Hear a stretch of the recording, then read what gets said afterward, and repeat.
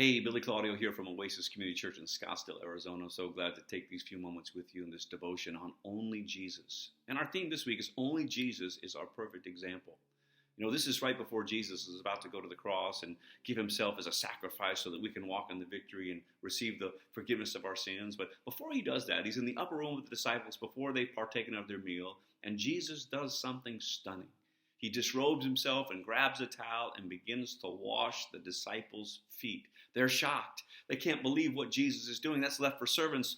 Masters don't do that. Only servants do that. As he comes to Peter, and Peter says, "No, you can't wash my feet.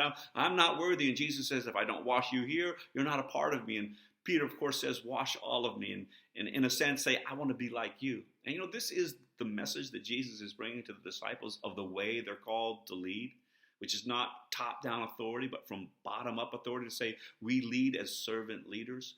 You know, Jesus even states in this conversation with them, he says, "You call me Lord and Teacher, and you do well, but I've done this as an example because this is the way that I want you to live." You know, what would you think if Jesus came and washed your feet?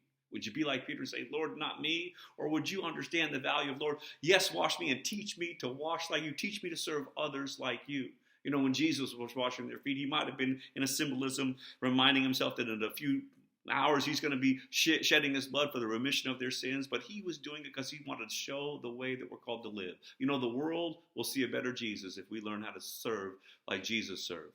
You know, maybe this week you can contemplate and pray over yourselves to say, how can me as an individual serve the needs of the people that are around me through servant leadership? How can our church reflect the glory of God in servant leadership and make the impact that he calls us to make as we celebrate his name and his victory this week? I pray that you'll contemplate that and let this week be a week that you are that servant leader. May God bless you.